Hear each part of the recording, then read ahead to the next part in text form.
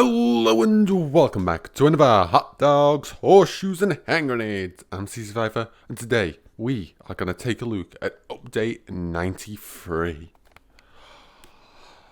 I know, it's been a while since I've done a video.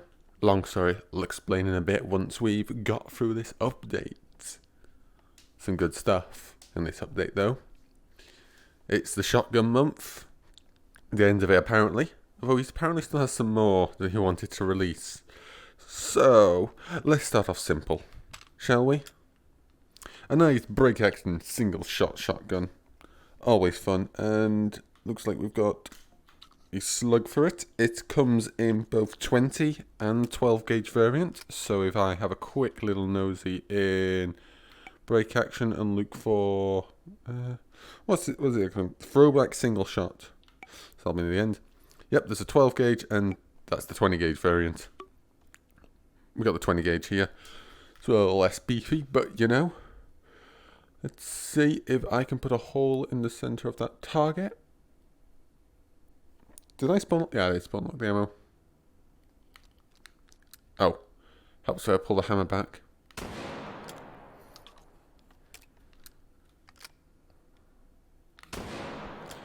I mean, a bit low.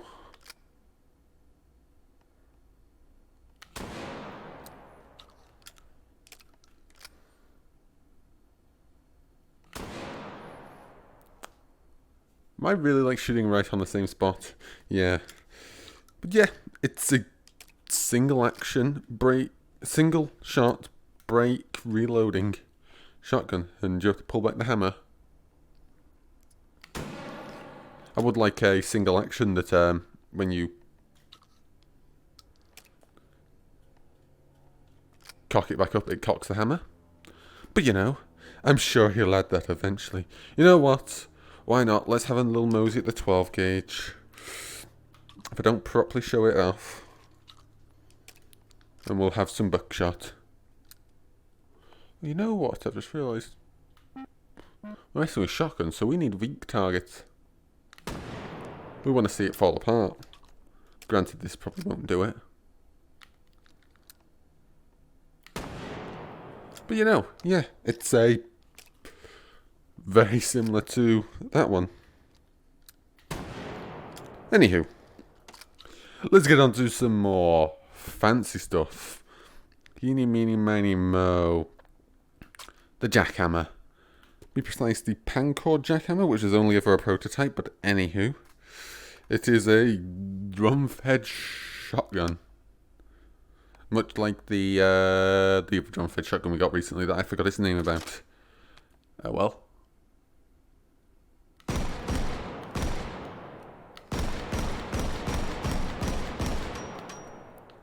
Nice, I said nice and chunky. Single action. Not single shot.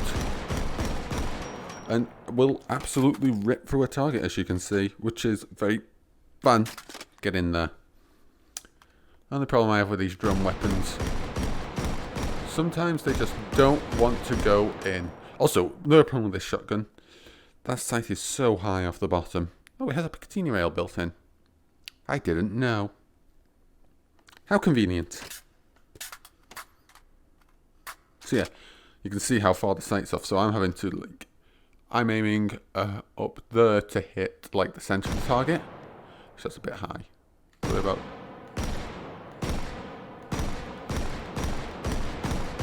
yeah. Also, it doesn't help that it's buckshot, so it's going everywhere. So yeah, the Pancor Jackhammer. Or the Jackhammer in this. Let's try something that's very reminiscent of another experimental gun. Something very similar to the G11. In that German post-World War II style. We've got two options. So, this is the C.A.W.S. with that beautiful same integrated sight as the G36, not G36, G11, that I absolutely despise. I do not like this sight at all.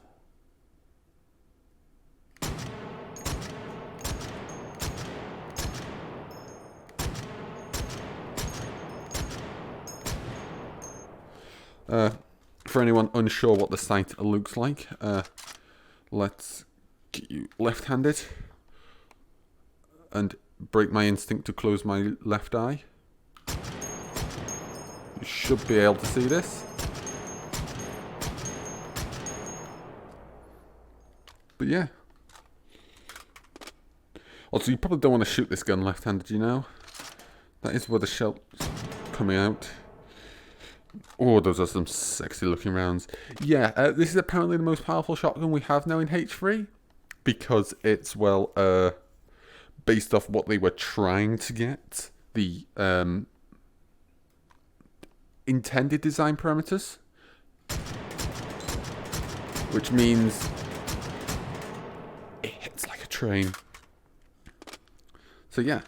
We also have a tactical variant, which adds some Picatinny rails here, there, and everywhere, so you can have fun and not have that ugly sight. So,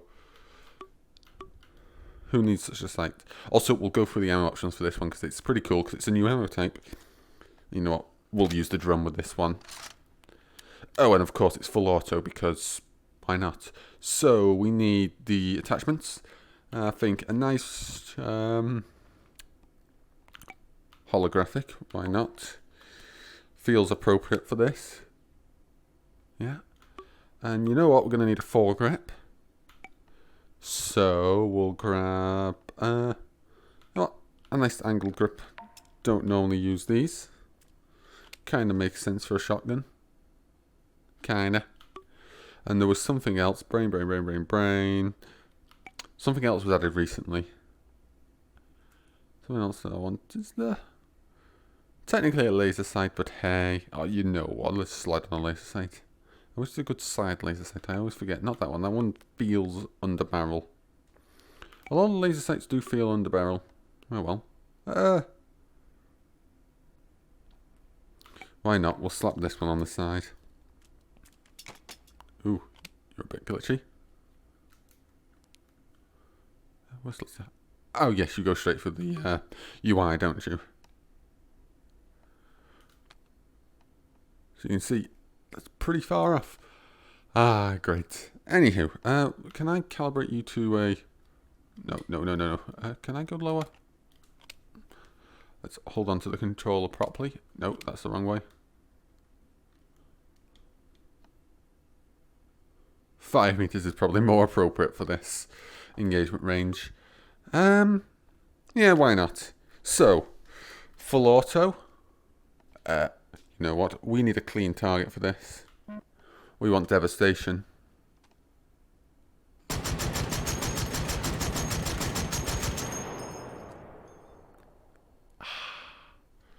Beautiful. Absolutely beautiful.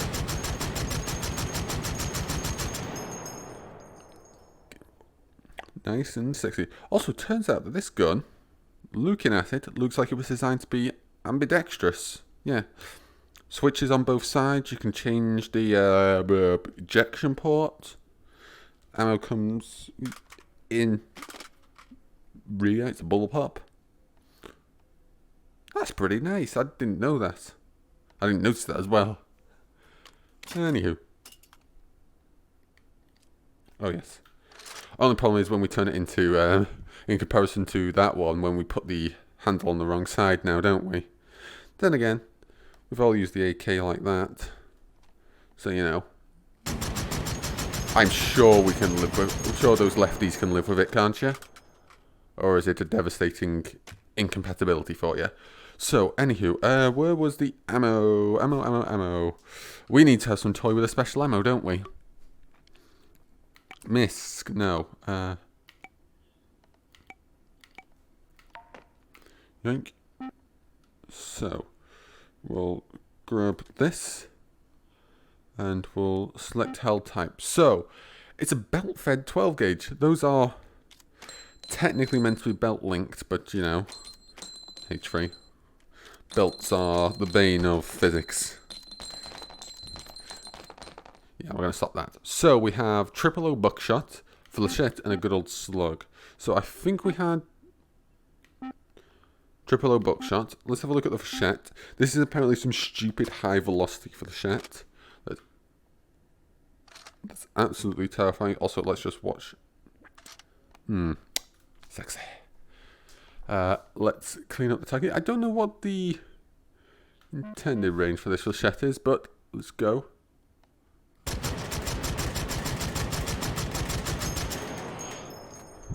It's apparently like this super high velocity, terrifying thing, this Fachette option, which sounds wonderful and will absolutely rip a Sussex to bits. And Slug, well, we all know how Slug's gonna work, don't we? You go there. Ooh, that's a scary looking round.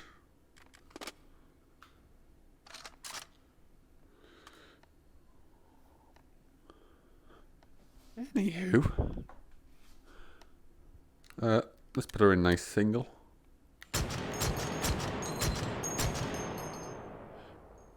You're not able to see the proper devastation on this, are you?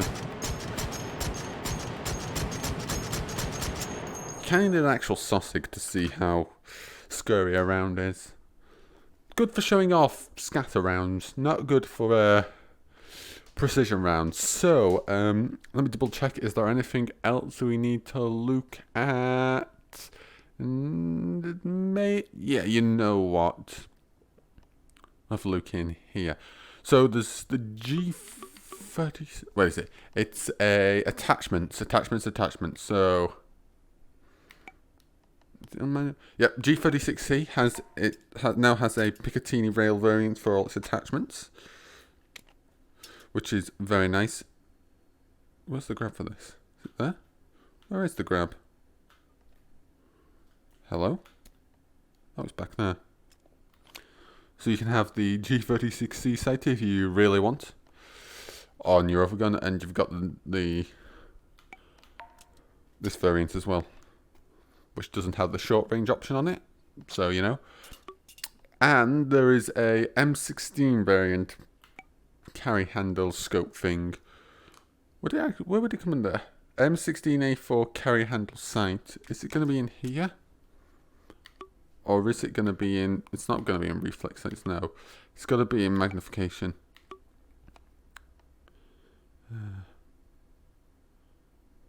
Or did he mention... I think he mentioned in the devlog that it doesn't actually... You can't actually spawn it in the attachment thing. You have to go to assault rifles... M16... No? Okay, I don't know what he said in the devlog, but something. It is in, and there is some way to spawn it. Oh well. Anywho, let's see. Let's double check. I've been through this multiple times. Ah yes, one last thing before we go somewhere else. The decals. Those beautiful, wonderful decals we had before. We now have a bunch of options for how many decals you want, which is fun. And I'm sure that won't kill a computer system. Anywho, what gun has a nice big mag? Give me that. Give me that. Give me a drum stenag, and we can have a look at the decals just once more.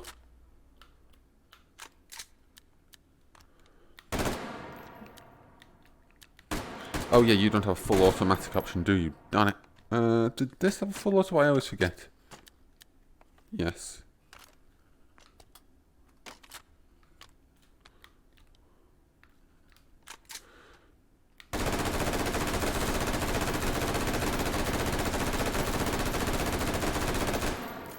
So, it's a lot of decals we now got, which is fun. So, we're going to head over to a different scene, in particular the sausage related scene, because it's apparently where we always do our Meat Fortress related shenanigans, because the actual Meat Fortress scene is a nightmare to get a sausage to stand still for testing because they want to kill you. Go figure. Come on. Loady. So yes. It's an update for the Scout. So we've got the MF Duck Hunter A. 13 gauge shotgun actually, and a bunch of different ammo types. So I'll put you there. So first off, we've got our standard buckshot, which is always fun.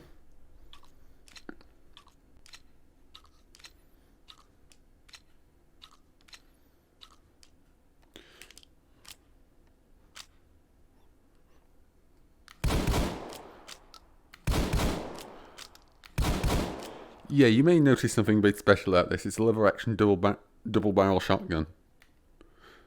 Don't ask me how it works. Welcome to Team Fortress 2. And then we've got a nice slug variant. You know what, should we have some targets to kill? Yeah, I feel like some targets to kill. Spawn. Fire. Zigs. Ow.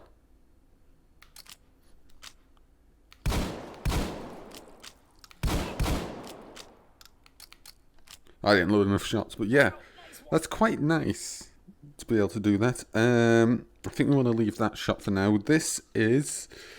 Brain will remember in a second, maybe. This is the Bleeder. Oh yes, it's the Flechette. These actually have proper names.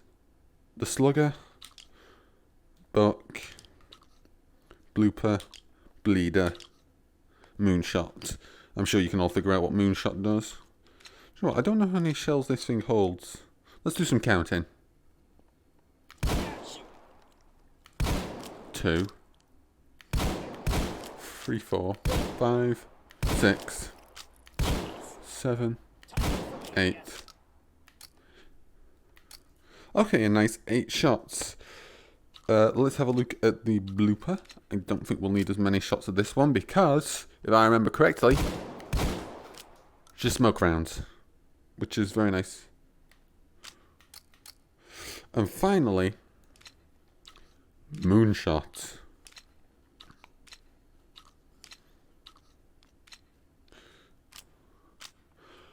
Which we'll need to go to a different scene to properly explore, but if we...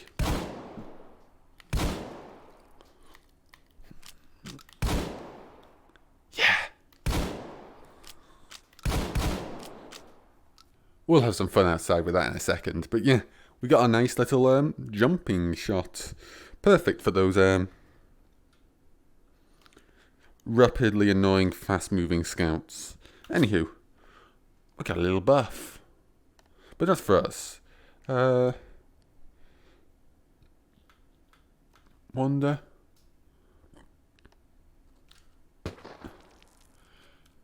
You may notice he is moving faster than everyone else.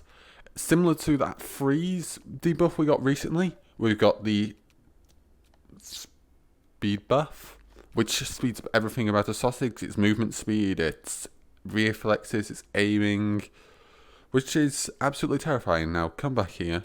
You're not allowed such power. I think it lasts something like 20 seconds. Plus, it's an absolutely beautiful little thing. Mount Thunder, high impact energy drink, gun flavour. And of course you pop the tab. Plus that's actually quite a beautiful... Oh yeah, they speak faster. I love it. They become high pitch. Don't you? Wait. Oh, I exploded it. Anywho, shall we go to the outdoor range? One of the outdoor ranges to have a true toy with our lunar expedition. The Arizona range, that's always fun. We did that last time for the other moonshot with the rocket launcher. Because rocket jumping. And why does this one spawn so low? It's made for a midget, I'm sure of it. It'll be in Meat Fortress. Scout. Doesn't actually matter which one we use. Hey. We'll need the ammo spawner. I'm good. I'm very efficient, as you can clearly tell. You stay there. We'll need the moonshot spawn cartridge. And these you should probably do in pairs.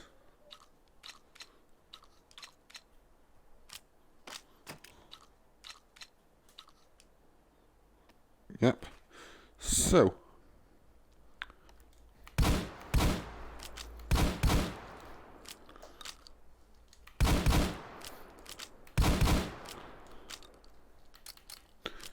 oh, darn it. Definitely harder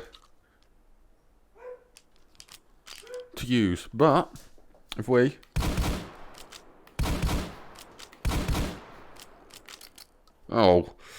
let's try jump up. Not as fun as the rocket launcher, I'm gonna say that. Just gotta say it. But anywho, yes. Now to talk about some of the more experimental stuff that hasn't been released. So first off, he is working on a beautiful, wonderful ability for the player to set up stuff in scenes, set up spawn points, set up targets, set up all sorts of other crazy things where we could have and make our own things to play with in any scene that isn't a how did he describe it? A scene where something is built for a purpose, like the brain. Come to me. Like the Meat Fortress scene, I guess. And Taken Hold. Where you... Brain, come on. You can think about it. Where you...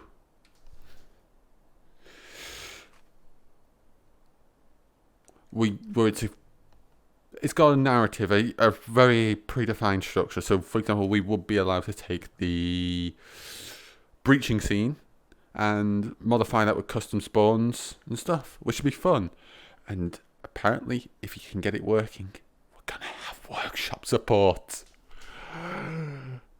which is like wonderful. The edge of modding support, custom map downloading, which is always fun and always desirable, and I can't wait to see what this community creates, because I'm sure it will be terrifying and horrific. We will spawn all these different things, and they will come in the scenes that they're already in. They'll come as pre-built setups, which is pretty cool, you know. And you probably, and according to the UI thing he's got so far, it's a tactical stapler with a screen attached to it, because, you know, of course it is. We're going to have lots of options, and we're able to slowly move stuff, fastly move stuff. It looks beautiful. Rotation and all that. It looks like he's done really good to make the interface really usable. And as someone who's tried to build a scene in VR using Epic's VR thing, yeah, it actually looks useful in comparison to that. I will never use that Epic thing again. Anywho, enough about me moaning about that. That should be everything for this, other than my personal shenanigans. So, I moved my VR setup up into my room from downstairs because I had a hunch of what was breaking it. I was having some beautiful tracking problems. My hunch turns out to be, oh, you have no collision. Actually makes sense. I wanted to whack that really far. Oh well. Anywho, yes. Mirrors and reflective surfaces. If you've got VR and you're having tracking issues, mirrors and reflective surfaces, they are the bane of your existence, trust me. And I had two beautiful things, a big giant mirror and a big giant reflective TV downstairs. It wasn't working. Now I'm upstairs and the only reflective surface is the side panel of my computer, because plexiglass is reflective. Unfortunately, well, not unfortunately, fortunately it doesn't seem to be affecting it, and if it does turn out to start affecting it, do you know what? I've got a small little trick known as putting a bit of fabric over the top of it, or something equivalent. So yeah, up in my room. I also may have gutted a load of stuff out of my room. I'm down to a wardrobe, a desktop and a bed, positioned in the most squirrelifiable space possible. Like my bed is just fits down. Don't explain it. You know what? Let's not explain it. That's like my room plus a wardrobe. My bed is like sat there. It's wonderful. Squeeze everything in. Also, I actually mounted the headstand things. So now, if I jiggle around on the floor and make loads of it doesn't shake them. So I don't go and have a spasm as the headset goes. I don't know where I'm going and starts rotating off into the oblivion. Fortunately, that didn't affect me beyond the I can't play at this point. For other people, I'm sure the motion sickness would have killed you, and those watching, apparently some people find this VR shenanigans of the VR player going like this very disconcerting, hard to watch. Oh well. Anywho, we'll be off to have more fun. The only thing I've got to look out for is that wardrobe that's just there that I'm leaning on, because I was playing a lot of Pavlov with my friends recently. We were playing a lot of Nazi zombie style. COD zombies. Oh, it's fun. I'm sure I'll be making a Pavlov video very soon. Of course, I've got Boneworks to do, and I've got that puzzle game that I'm forgetting from the creators of Myst. What was it called? I can't remember. But I do need to finish that, and, well, my brain's given up on trying to do puzzles currently.